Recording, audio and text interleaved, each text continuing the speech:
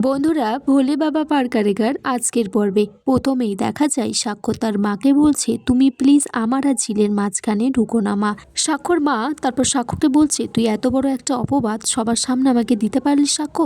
তখন ঝিল বলছে, আমি বাড়ি থেকে চলে গেলে তোমার ছেলে তোমাকে আর কোনো অপবাদ দিতে পারবে না।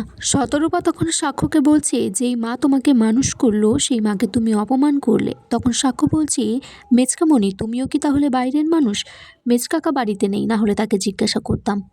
সাক্ষ্য তারপর তার মাকে বলছে, তুমি প্লিজ ঝিলকে অপমান করো না, আমি ওকে অনেক অপমান করেছি, জানি না ও আমাকে ক্ষমা করবে কিনা, শুধু এটুকু বলতে পারি ও যেন আমাকে ছেড়ে এই বাড়ি থেকে চলে না যায়। চৈতি সেখানে কান্না করতে করতে এসেছে, এসে রায়পূর্ণাকে বলছে, আন্টি আমাকে ক্ষমা করে দাও, আমি এই কমপ্লেনটা করেছিলাম কিন্তু আমি নিজে করিনি, ঝিল আমাকে বলেছিল। ও বলেছিল যে সাক্ষ্যর ভালো ট্রিটমেন্ট করায়নি, তাই একটা মেয়ের কথা কি করে আমি ফেলে দিই বলো। চৈতি বলছে, আন্টি সব কিছুর মধ্যে মাথা থেকে এটা বেরিয়ে গিয়েছিল, আমি এত কিছুর মধ্যেও কত কষ্ট করে কাজটা করছি। তখন নীলাঞ্জন বলছে, কষ্ট যখন হচ্ছে তুমি তাহলে কাজ করছো কেন, তুমি অন্য কোম্পানিতে অন্য নার্সিংহোমে গিয়ে কাজ করো। নীলাঞ্জন চৈতিকে বলছে, তুমি যত চেষ্টা করবে তুমি হারবে আর ওরা জিতবে, বুঝতে পেরেছো কথাটা। সাক্ষ্য তারপর চৈতিকে বলছে, তুই আমার বন্ধু হোস, তাই তোকে আমি ডিরেক্টলি বাড়ি থেকে বার করে দিতে পারবো না, তুই হয়তো আমাকে বন্ধু ভাবিস না, তুই আর একটা কথাও বলিস না। ঝিল তখন চৈতিকে বলছে, চৈতিদি তুমি আমার জন্য চোখে জল ফেলো না, আমি তো এমনিতেই এই বাড়ি থেকে চলে যাচ্ছি, আর কিছুদিন পর তুমি সাক্ষ্য স্যারকে নিজেই হাত করে নিতে পারবে। সাক্ষ্য তারপর ঝিলকে বলে, তুমি বাড়ি থেকে প্লিজ চলে যেও না, ভুল তো মানুষই করে, আমার উপর একটা ভুল বোঝানো হয়েছিল। শতরূপা তখন সাক্ষ্যকে বলছে, এইভাবে হবে না, তুই ঝিলের পা ধরে ক্ষমা চা। ঝিল তখন বলছে, সব ক্ষমা পায়ে ধরে চাইলেও ক্ষমা করা যায় না, তুমি কি পেরেছো মেজো মামুকে ক্ষমা করে দিতে? সাক্ষ্য তখন ঝিলকে বলছে যে, তুমি সত্যি সত্যি কি আমাকে ছেড়ে চলে যাবে ঝিল এই বাড়ি থেকে? ঝিল বলছে, আমি তো বস্তির মেয়ে, গরিব, কিন্তু সবসময় আমাকে এরকম অপমান কেন সহ্য করতে হবে? আর সব থেকে অস্বস্তি কি জানো তো, তুমি আমাকে একটা অন্য চোখে দেখো, আমাকে বিশ্বাস করো না তুমি।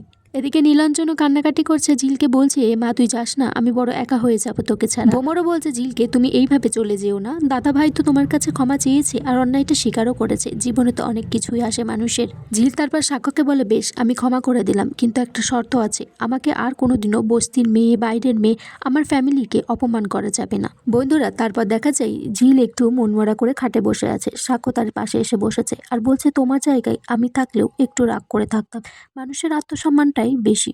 ঝিল তখন বলছে, আমার যদি সব থেকে কাছের মানুষ, যাকে আমি পৃথিবীতে সব থেকে বেশি বিশ্বাস করি, ভালোবাসি, সেই যদি আমাকে অবিশ্বাস করে, অপমান করে, সেটা আমি সহ্য করতে পারি না। সাক্ষ্য বলছে, আমি বুঝতে পারছি ঝিল তোমার কষ্টটা, কিন্তু তুমি যদি আমার জায়গায় থাকলে তাহলে বুঝতে পারতে, যখন পুলিশ এসেছিল আমার মনে হচ্ছিল আমাকে থানায় ধরে নিয়ে যাবে, সবকিছু এলোমেলো লাগছিল, আমার মাথায় কিছুই আসছিল না, তাই আমি বেশি প্যানিক করে ফেলেছিলাম।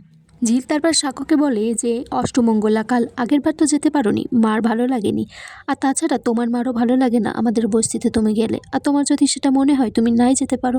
সাক্ষ্য তখন বলছে, না না ঝিল আমি যাব। ঝিল তখন বলছে, উনি তো ঠিকই করেন, উনি তো ভেবেছিলেন যে ওনার একমাত্র ছেলে অনেক বড় লোক বাড়ির মেয়ের সাথে বিয়ে দেবেন, তার বৌমা হবে অনেক ভালো, কিন্তু কি হয়ে গেল? তখন সাক্ষ্য বলছে, হ্যাঁ অনেক আলো ঝলমলে বাড়ি হয়তো পেতে পারতাম, কিন্তু আমার ঝিলের মতো বউ তো পেতে পারতাম না, যার মন সমুদ্রের মতো অগাধ, যার মনে হিংসে নেই। সাক্ষ্য তারপর ঝিলকে বলে, তুমি কি এর আগে কাউকে ভালোবেসেছো? তখন ঝিল একটু রেগে বলে, না। তখন বলছে, রাখছো কেন? বলছে, আমি আগে পুরুষ মানুষদেরকে বিশ্বাস করতাম না, পছন্দ হতো না, কিন্তু প্রথম যে পুরুষ মানুষটা আমার ভালো লাগতো সে হলো বড় মামু, ওনার মতো মানুষ হয় না, কিন্তু তাকেই আমি আজকে বাবা বলে ডাকি। কিন্তু আমি আমার নিজের বাবাকে ভালোবাসতাম না একেবারে সেটা নয়, কিন্তু আমার বাবা কি করতো, পাশের বাড়ি মেনকা মাসির কাছে যেত, রোজ যেত সেটা নয়, কিন্তু যেত তো, তারপর সে সকালে ফিরতো, মা তাকে খুব সুন্দর করে রান্না করে খাওয়ার দিত। এইসব দেখার পর আমি কোনো পুরুষ মানুষকে বিশ্বাস করতাম না। আমার দিদিটার ভাগ্য দেখো, সেই একই হলো, সে আসলে সুমনদা বলে একজনকে ভালোবাসতো, সেও তার সাথে ঠিক এরকমটাই করলো। আর বন্ধুরা, এখানে আজকের পর্ব শেষ হয়ে যায়। কেমন লাগলো তোমরা কমেন্টস করে জানিও।